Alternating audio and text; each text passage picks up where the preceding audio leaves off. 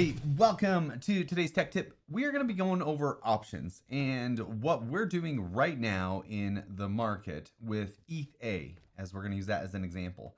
Now, if you're new to the options game, don't get stressed. There's a lot to this, but we're going to simplify it to kind of the methodology that we're using right now so you can follow along a lot more easier to see exactly what we're doing. Now, on my screen, I have the ETHA option chain open. Now, this is over at E-Trade. Yours might look a little bit different if you're using any other brokerage, and it really doesn't matter what brokerage you use, but they're all pretty much the same with some small minor changes in the way that they show their interface or they display their options. So let's go over each one of these things that you need to know for selling puts, because that's what we do most of the time. Now, there's three things that you see on the screen right here. Obviously, we have the ETHA symbols, what I have pulled up, and this is the last price that ETHA traded at. It's important to know that because we're going to be able to calculate the intrinsic value, which is very important, and we're going to be able to track the time decay or the volatility value that's in the option that we're trading. So we're going to take a look at the price right here. And then we're going to look at the option chain. Here's the option chain. On the right side, we have puts. On the left side, we have calls. Now, primarily what we do is we sell puts. And these are typically close to at the money puts. And I know you guys have heard that a little bit, but what does that mean? At the money is the strike price. The strike is the underlying asset price, which is 1980.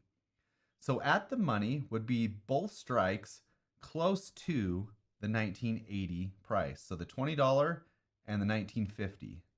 This purple line actually represents where the stock price is, and it's between those two. So you can kind of see that there. Now, what we need to go over is the actual process of selling a put, because sometimes that's a little bit difficult to understand. So let me go ahead and erase this. And we're going to use the $20 put as our first option that we're going to sell and give an example of. Now, if I go ahead and I click this right here, it'll fill this in for me on E-Trade. On other platforms, it might not, and you'll have to put this in manually, but let me walk through what it's saying here. So the strategy that we're using is we're doing a put. That's obviously put right here. It says we're doing a put. And what we're going to be doing is we're going to be selling to open. Now, this isn't a naked put because we have to have the cash reserves to be able to do this. So there's actually a safer side of doing options. And you can select your quantity here. So how many puts we're going to sell. And we're going to walk through that when we do the math a little bit later. And then this is the expiration date. Right now it is June 3rd. And so the expiration date is 3 days away. So the further out you go, the more value, the more time value you're going to have in each of those options. The strike price is the level at which is the price at which you're selling the put. So right here is the strike price, and we're doing the $20 one. And I'll explain what that means also when we do the math here in just a second. Obviously, it's a put. Now, the bid ask is the spread between what buyers are willing to pay for this put and what sellers are willing to sell this put for, okay? Since we're selling to open, we need to look at the bid because that's currently what buyers are paying. So we're gonna use that when we do our math. So if I have a chicken and I wanna take it to market, I can only sell it for what buyers are willing to pay for that chicken. The same thing here. Buyers are right now offering 54 cents for this put. So I could instantly get 54 cents. Now, I could go in the middle somewhere and hope that it fills somewhere in the middle between 54 and 62, but it's not likely. And it's really unlikely that it's going to sell at 62 cents because everybody else is asking 62 cents and people are bidding 54 cents, which is actually an 8-cent spread, which is quite a bit. And then you can also see the last price that it traded at is 52 cents. So you're going to be in and around there. Now, when I'm setting up this put, what I'm going to do is I'm going to select a limit. And like I said, you can try to go for 55 cents and hope that it fills, or you could sell it right away at 54 cents. If I have a little bit of time, I'll go ahead and I'll put 57 cents somewhere in the middle, watch it for a couple hours and see if it fills. And all I would do is hit preview order and then confirm, and that would go through. And that's how we sell a put. Now, let's walk through a little bit of the math of what we make on this. Now, if I do right at the bid, obviously it's going to make $54 minus the commission, $54 minus the commission. And you're just like, well, it's 54 cents. How does it make $54? Well, let's go through the math on how that kind of works and what that means for our value. Okay, so I have this pulled up here. Let me go ahead and plug the price in. So the underlying asset price is $19.83. Okay. Let me see if I can move this up just a little bit. Yeah, we'll move it up right there, actually. Okay, that didn't move it much. The strike price I have in here at 20 cents. The put price is 54 cents. Now, what that did is calculate for me on my spreadsheet the intrinsic value and the time decay value. The intrinsic value is always your strike price minus your underlying asset price, which in this case is 17 cents. Okay? The difference between the put price and the intrinsic value is your time decay value, or your volatility. Now, I can reasonably assume that if the stock were to not move, let's just say it ends Friday afternoon, which is when expiry is, if the stock is $19.83, I'm still going to have an intrinsic value of 17 cents, but my time decay value will be 0. Okay? So that means I will actually profit the full $37. Why? Because on Friday, I will have to buy back this put at 17 cents or get put into the option. But we would rather buy it back at 17 cents and move on and make the full 37 cents. So in these options, you're always going to make the time value will always, or the volatility will always go to 0. And that's what we're basically trying to make on all of these options, because they will go to 0. The intrinsic value will not always go to 0. It'll go to 0 if the strike price is at or below the underlying asset price at the time of expiration. So what that means, if ETHA were to move up to $21, then we would have a negative intrinsic value, which essentially would mean 0. So the rest of these numbers don't work in this scenario because I didn't do the math for them. But basically it would be 0, and we would make the whole 54 cents on this example, okay? So I would calculate this differently. But let's just say that it went to $20.01. It would still be 0, and we'd make the whole 54 cents in this example, okay? So don't pay attention to these numbers down here, because I'll do that differently when I'll show that. If the stock ends up going down, we actually make the entire, so we'd actually make the entire 37 cents, but because the stock price went down, you always have to do for the intrinsic value, you have to do strike price minus underlying asset price.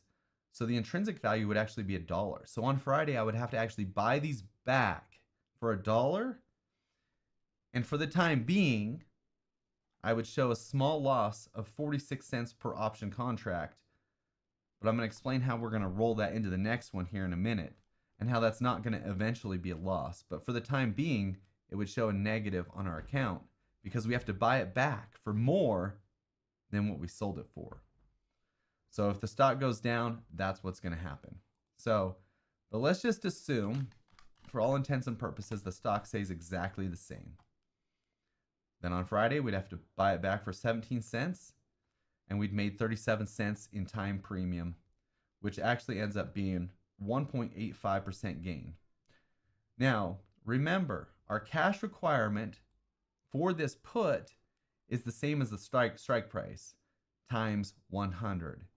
Every single contract requires you to do, it's basically 100 shares of stock that you're representing with each contract. So your cash requirement for this strike is $2,000. So if you happen to have $5,000 in your account, you could sell 5 of these puts, and you would essentially, at the end of the week, make $185. Easy peasy. If the stock remained the same, because you'd have to buy it back at 17 cents. Now, If the stock went to $21, you would actually make the full 54 cents times 100, and you would make that times the 5 contracts you sold, which is $270. So as long as the stock goes at above the strike price, you're just fine. Now, if it goes below the strike price, then we have to do what we call a roll. And so I'm going to go ahead and talk about that in a second.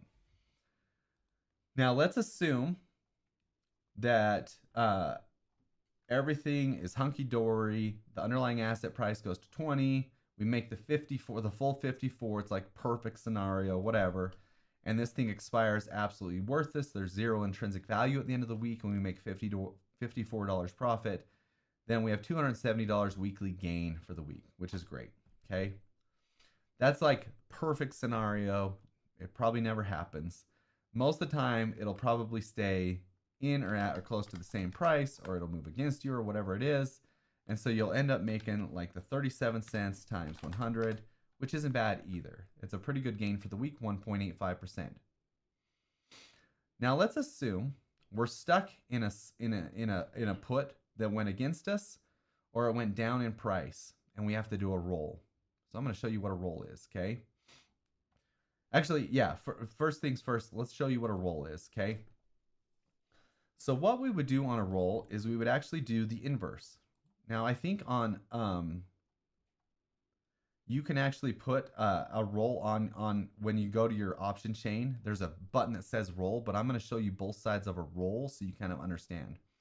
And since we sold to open, the starting leg of a roll is what we're going to do is going to do the exact opposite. We're going to buy it back. Okay? So what we're going to do is we're going to buy to close. Okay? So that's the first side of the roll. Now, this is going to cost us 61 cents.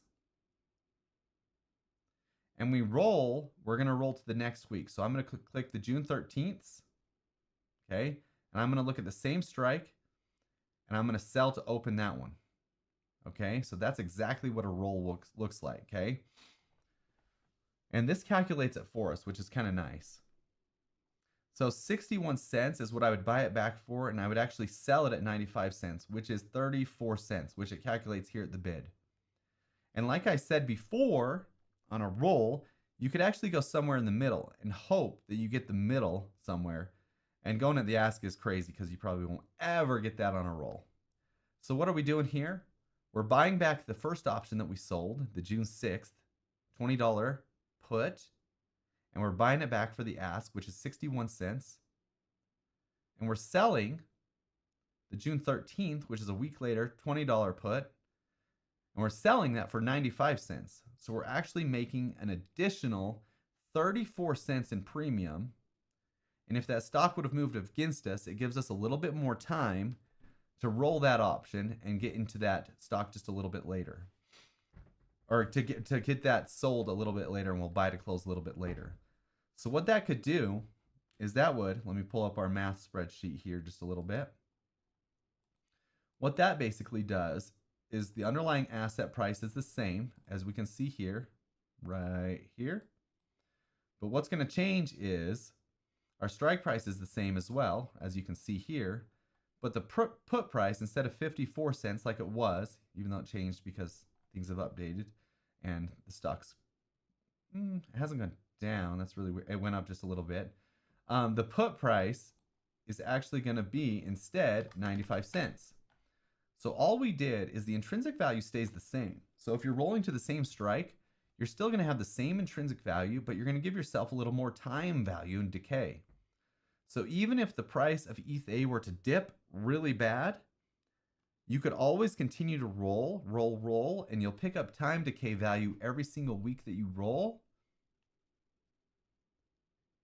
And eventually you'll realize all that time decay and volatility when it finally pops back up and you're able to close out of that option when the strike price gets back to $19.83 or $20, which is when the underlying asset price gets back to $20, which is what you want. So in this scenario, if we were to buy a week out and roll into this, eventually, no matter what it does this week, even if it drops down to 90 cents, 19 cents, even if this popped up to, let's say, for example, that this popped up in my scenario. Let's say the ETH went down to $90 and the intrinsic value was a dollar. On Friday, the ask on this would be exactly $1. And so you're thinking to yourself, well, I sold at 54 cents and I have to buy at $1.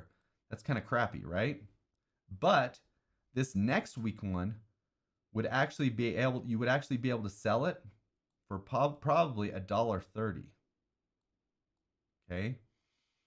So as you roll, even though you're buying this back for $1, you're selling this one immediately for $1.30 and you're getting a 30-cent spread. So you do the 30 cents plus the original 54 cents that you sold for, and it's 74 cents. But remember, you're kind of net negative at the time because you have to buy this one back for probably $1.37 is what it's probably going to be, okay? And so you're net negative in the account until ETH moves up. But you never really lose money on the put until you close everything out.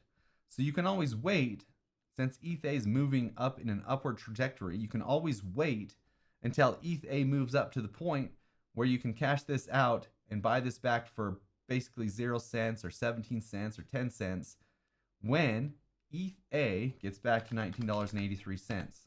You can always buy it back for 17, and then you'll realize the profit on the full 54 cents plus 30 cents, which is 84 cents.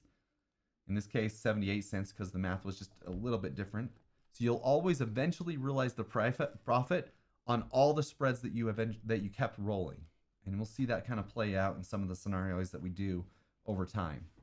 So you'll see some negative realized numbers on some of the trades because when you do this leg right here, sometimes there will be a negative where you have to buy that leg and sell this leg for a bigger premium, but you'll eventually realize the premium down the road, which is kind of cool. Now let's go back to our original numbers here. Now this one is 54 cents, is what we originally, it's actually 56 cents now, so let's just put 56, which isn't too bad. So $39 profit, a gain of $1.90, 1.95% per week, which isn't too bad. Now, a lot of people are like, well, let's do some math on that, okay? Because I think it's kind of cool. When you're doing $1.95 a week, 1.95% a week, this is how it calculates out. If you have an account value of $10,000 and you get 1.95% on week 1, you have an ending balance of $10,195. You can then use that much for week 2. Now, with options, I know you have to do the full option, so it might take a few weeks to build up, but let's just assume you have a big enough account, or percentage-wise, I want to show you compounding each week so that you can kind of see that and see how it plays out. Let's just assume week 2, you have the same gain as week 1, 1.95%. We're just going to keep that real. So what would you have at the end of week 2? Okay. You wouldn't have 1,195. You'd actually have a little bit more. You'd have 10,393 because you have this plus your $198 gain that week. It's a little bit more than 195 because 10,195 times 1.95% gain actually grows a little bit. It's a little bit bigger that week. So then this ending value of week 2 then becomes your starting value for week 3, okay? And so on and so forth. So we can kind of run this math down. Let's just say you make 195 the 3rd week and you kind of boom. Then you make a little bit more for week 3. Just to show you the compounding power, let's drag this down to week 52. Let's go 52 weeks, shall we? Boom. So that would be line item 53 here, which is kind of cool. It shows that your account, even though you're only making 1.95% per week, by the end of week 52, which is 1 year, you'll have $27,295.32, which isn't a bad little gain just by getting 1.95% per week. Which, if you look at the volatility and the spreads in the options, that's actually not that crazy, considering this is a right at the money call or put that we sold on ETH, and that's kind of how it would work out. So hopefully that kind of walks through and kind of shows you the possibility and the potential just by selling these puts every week. Now, every week, you might not close out everything because you'll have to do this roll and roll into the next week. So this roll, the way this would work out, obviously, I could hit the bid and it would fill that in for me, and that's going to fill right away. I could hit mid, it probably won't fill right away, or I could hit the ask and it will probably never fill. But if I just did the mid and I wanted to wait all day, it would probably get me somewhere in the middle there. It would probably buy this one back for me at about 58 cents, and then it would sell this one about 97 cents. Okay? And so it'd get me that 40-cent credit. And I could do that and roll to the next week and give myself a little bit more time to realize the full amount of what I sold, the full option volatility of what I sold. And if ETHA continues to move against me, I can keep doing that every single week until eventually ETHA starts to come back. And in the meantime, every single week that I do that, I'm going to be realizing time premium that's going to be decaying slowly over time. Now I have a little image to illustrate time premium, and since we're in the last little bit of time premium, you'll notice that this stuff starts to decay really quickly towards the end of when an option expires, which is really important to know. So that's why we're kind of trading and selling these last couple weeks of the puts, because that's when the most rapid time decay happens. And you'll notice, even if I go back to where I show this, where this one has about 47 cents of time decay or whatever it is, actually 40 cents of time decay, that's going to drop off. There's only 4 days left, about 10 cents a day. But it's not even. The first few days are going to be 6 cents, 6 cents, 7 cents. And then the last day it's going to drop 14 cents, give or take. And just drop off like crazy. And you get to realize all that time decay, which is all we're trying to do with this strategy. Now, hopefully that kind of showed everything. So I'm going to walk through and summarize again everything to do. So when we say sell a put, all you do is you click on this bad boy. Let's go back to the weeklies. Click on this bad boy, sell to open, 1, strike price, we're going to do the 20. See how it has both of those? We're going to do the 20 put, and it's going to sell at 56 cents. Easy peasy. And when we buy that put back, let's just say we're buying the same put back and nothing's on there. Let's take that off. All we would do is go back, click that, hit buy to open, buy it back, and we would buy it back at 66 cents. Now, in the meantime, obviously, if this is Friday, this is going to be a lot lower price. So we're going to buy it back at cheaper price. And you can basically see how to do that. It's very simple. Hopefully this helped you understand some things. I know there's going to be some questions, and we're going to go over those in detail, each little part that we need to. Anyway, if you do have questions, put those in the comments. I'll read through all those, and I'll try to answer those more succinctly in the next video here on options so that you guys can understand that. And for now, take it easy, and we'll see you in the next one.